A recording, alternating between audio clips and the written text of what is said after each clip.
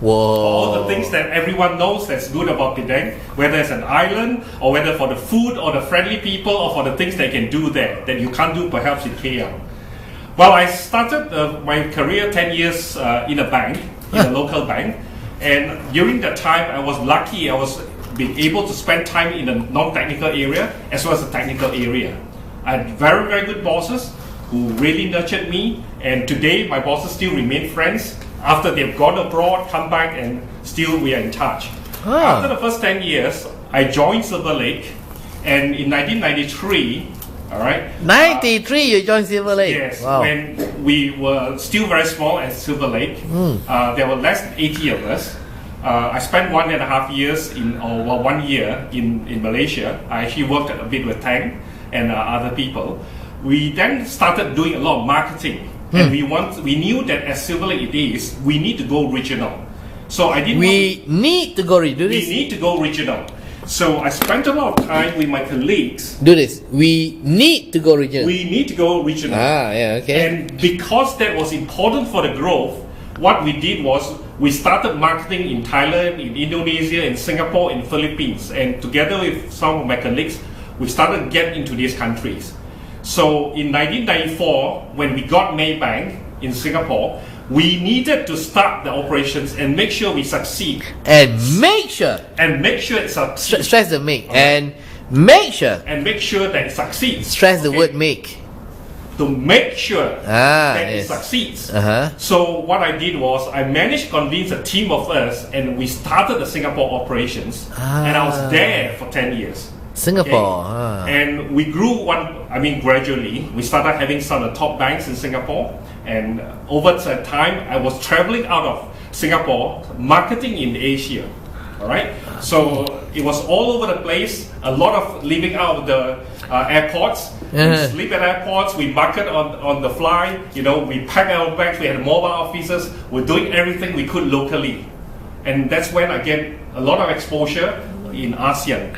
Well, after about 10 years in Singapore, I think it was also a right time that I had come back to Malaysia, because I had a very much aged mother who was still with me, and my aunt who has been living with us since I was born.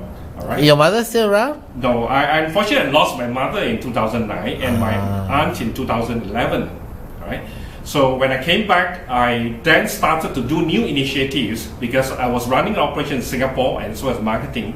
But in Malaysia, in Malaysia, louder the but. In Malaysia, I shifted my role. So I went to more new initiatives, breaking to new markets, and because Silver Lake itself knew that we needed strong collaboration with big markets like China, that's when I started going into the airline, which is a non-traditional industry. Okay, airline. So in 2006 to 2009, I was quite fortunate that we were able to build some airline-based systems. So with my team, we actually built reservation systems, which included inventory control, departure control, and even Asia, for that matter, departing at the airlines, at the airports that our partner had, or Tiger Air and all that, were actually using our system. Today, the system is still being run. We have left China, but our partners continue to maintain the system. Yes, right? yes. So, what do you mean by left China? You don't have business in China? No, we don't base our people there. But during that period, one of the roles that I think I played a lot was actually in key account strategic marketing. So whenever there are large accounts like, say, Mandiri Indonesians, in Indonesia, or let's say in the case of like Malaysia itself, before we got CIMB, a number of us were involved in trying to market ourselves for CIMB Super Regional Initiative. Right? So I was then assigned as a technical director, complementing our CEO of the private company, of the public company, as well as the the project director from Silver Lake. So with a lot of engagement, a lot of overnight and daily work for months, we are lucky that we finally got the account. Based on the merits, of course, of the product, the team, and the people, and also our truthful marketing. All right? Our matter of fact, although we are very different from others, we managed to convince them. And I think in trying to differentiate ourselves, we were being very honest in sharing all our success stories, all the things that we could do. Yes. All right? That make the customer realize that, well, it doesn't look like very fanciful or very fashionable, but we are very But- grounded. but- We are very grounded on a very proven non-failure implementations over 20 years. That was in 2009, right? So for 20 years we had that track record.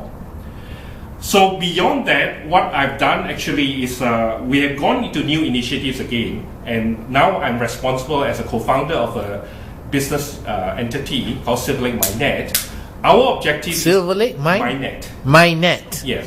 Our goal is to translate data, analytics, and artificial intelligence to be able to provide better, meaningful engagements, experiences, and also value to the stakeholders. That means it could be the customers, it could be the people who manage the systems, how to be able to intelligently interact and provide proper and personalized service to customers, not treating customers as just masses docked in the ocean of customers. Yeah. So we are in the creation business. That means in connecting value, in deriving value out of technology, not being a slave of technology. Right? So today, I mean, our objective in Shaolin is, for example, is to not only do things individually, but ever to what we call bring the Gestalt effect. That means where the sum is bigger than the parts. Yes. Right? And that's why we are always collectively working together in trying to package our solutions, our services, our value, and even to try and suggest how businesses should transform themselves, how they should actually leverage this opportunity. Whether they call it disruptive or even progressive transformation, that's what we do. Right? So that's broadly our team and our work in Silver Lake since I started in 1993. On a personal basis, I'm very lucky. I mean, I've had a family that is very supportive, that's very close. I have three brothers. My youngest brother, so to speak, elder brother, is 12 years my senior. So I am lucky in the sense that I'm still treated like being a youngest in the family. But of course, the gap has closed because we are all in the white hair or grey hair category. Yeah. But nevertheless, you always know that they'll always treat you like the younger brother. Right? And I think my mother, who being the housewife, of course, always nurtured the togetherness, and together with the extended family, the relatives, and all that. All of us are very close. And I have, besides the three brothers, I have actually a god sister. My god sister has 3 children, and because of the closeness, they are also my godchildren. On my own, I have one son. He's 24 years old. Unfortunately, because he is autistic, so my biggest preoccupation now is about how to provide the future for him. Before now, I mean, in the early days, my hobby is around a few things, right? One of them I actually like in the early university days. I actually like the interesting things about how mixology, that means how the ability to mix alcohol to create mixology. Mixology. You should be a bartender. I'm a certified bartender. Oh, you're a certified mixologist. I actually toss the glass around. I was before Tom Cruise. But where do you get that certificate? Well, mixologist. I was studying in the Victoria, and Victoria has an official bartender school. So as a student, we wanted extra pocket money, and I work a lot. I have 3-4 jobs. I work from sometimes 8 a.m. to 2 a.m. in the morning, okay, during weekends. So my friend, my senior, told me, they say, if you want extra pocket money, get yourself certified. So I went and got myself certified. So I believe in proper processes and certification in whatever I do, all right?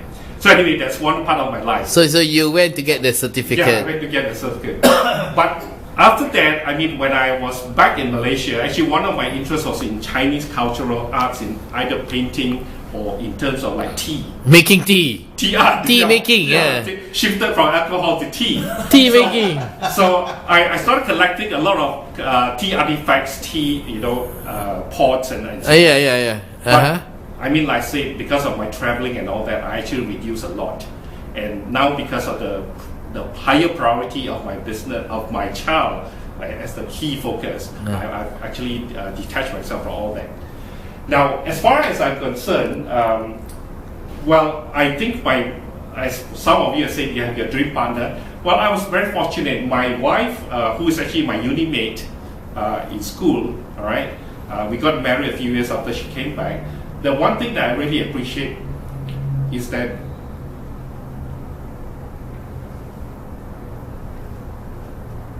her closeness to the family.